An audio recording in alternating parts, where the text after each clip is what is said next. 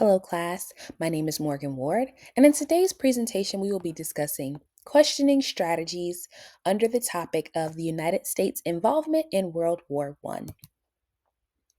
So, to give a little bit of background, we're going to be discussing the DOK levels. So, there are four basic DOK levels, which are going to be able to engage the students while they are learning. So the first DOK level is recall, which is students being able to talk about different facts or details and simple procedures that are taking place with the skill they are discussing. DOK level 2 is skills and concepts, where students are going to be able to begin to make inferences about the topic, to make certain connections, to classify different events, or to summarize what is happening with that specific topic. Next, we're going to go to DOK level 3, which is strategic thinking, where students are able to participate in more higher order thinking through questions that will allow them to explore real world scenarios and think about how there could be possibly more than one outcome to the question presented. And finally, we're at DOK level 4, which is extended thinking, where students are able to think about the process that it takes when chronicling a specific topic. They're able to reflect on the things that they have learned, and they're able to show their understanding through some sort of task or project based activity. So, a few questions that I had with DOK level 1 is basically just connecting with the student's prior knowledge. So, seeing if they're able to define any terms, seeing if they know any causes or any events that took place in World War I, or just asking them what information do they already know about World War I. So, one question that I want to highlight right now is, can you define the following term? Propaganda was something that was very important with the US involvement in World War I, and it was a great way to spread information. And so, if students are able to understand that term, they might already have an upper hand when they are presented with content related to propaganda with the US involvement in World War I. Next, we're going to go to DOK level 2, which is skills and concepts. And so this is when the students are able to go a little bit deeper to make inferences and summarize the information. So one of the questions that I want to highlight is, why do you think the war caused women to enter the workplace? So this is where students are able to make a little bit of inferences. They're able to use information that they might have started to learn and make connections about, why is this important? How is this related? And students are also able to apply different strategies to be able to understand why events took place in the war and what the overall purpose of the war was. Next, we are going to strategic thinking, where students are going to be able to answer more higher order questions to demonstrate their understanding. So, one question that I want to highlight is, do you agree or disagree with the following statement? Children should be used in propaganda to spread news about the war, and why? So some people might ask, why is this question related to the US involvement in World War I? But an important aspect of propaganda is being able to relate to people's senses or feelings. And so most times the people who created the images would try to use women or children to relate to other people's emotions to get them to feel something about the topic. So if you can relate to the emotions, you're able to make a deeper connection with the actual topic that they're trying to get you to think about. And so this is going to be able to allow them to answer a higher order question. How does children play a role in spreading information about World War I when the war wasn't even about children? Another question that I probably want to highlight is, predict what will happen if the United States never got involved. And this is a great question. The United States not only allowed for different people to come into the workforce with it being women, but they also were an active player in sending troops into the war, and they provided several resources for different countries throughout the war. So that was very important.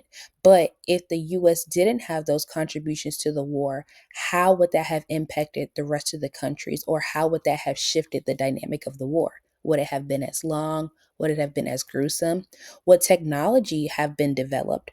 Would different countries' economy have had either a uptick and increase in their economic revenue or a decrease?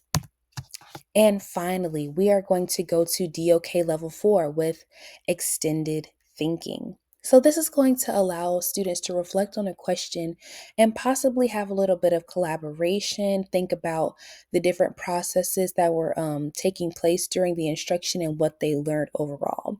And so, one question that I want to highlight is, what was the long term impact of World War I on America?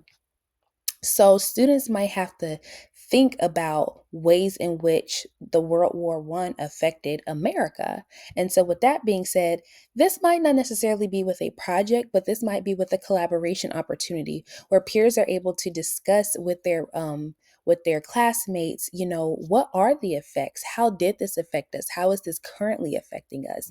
And think about the positive and the negative effects. And they could possibly maybe do a role playing scenario where they can demonstrate a current impact or a direct impact of the war. Next, we're going to go to strategies for assessment. We have formative and summative. So, the strategy for formative assessment was a student poll to just kind of collect a little bit of inventory to see what is something that the students have a good understanding of in the lesson and what they need more practice on. And the justification for this is the teachers are able to tailor their lessons in the future or their small group activities based on the things that the students might need a little bit more practice on. And the next strategy for summative assessments is a task based activity or a project. So, this is where students might be able to create a storyboard outlining the U.S. involvement. So, they might have a few events that they have to chronicle. And this allows students to generate their understanding with using a visual representation. So, this will allow students to collaborate with their peers. This might be a group project where they have to work together to be able to decide what events to highlight and how to explain it in a way that is easy for everyone to understand and remember. And finally, we have two digital tools. So, one digital tool that I wanted to highlight was Canva. So, after students do that task based activity or project, they might have a storyboard that they have, and they will be able to possibly draw different pictures in Canva and narrate it through the recording setting in Canva. And this really fosters creativity and autonomy with creating a digital presentation. It allows for students to go through a process and end up publishing the things that they have as a finished product. And it allows for more collaboration with teachers and peers, where students might be able to generate questions for the audience, and the audience will have to answer the question, or they can just provide feedback to the student who made the presentation. And the last digital tool is VoiceThread, where the teacher might be able to display a visual. So they might display maybe trench warfare, a picture of trench warfare, or they might be able to show a woman in the workforce, or possibly submarines, or any type of technology. And the student will have to just do a word blob of everything that they know about that topic.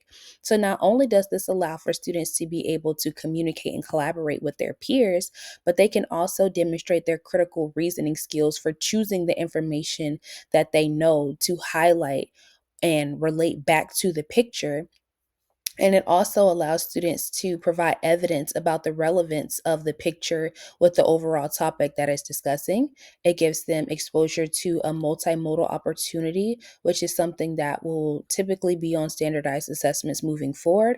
And it allows for the students and the teachers to be able to collaborate or also give another recording in response. So, this could also be an opportunity for students to receive feedback or grading from their peers, from the teacher, what could they add, or if they think they provided enough information. And finally, these are the sources that I used. Thank you so much for joining me in this presentation.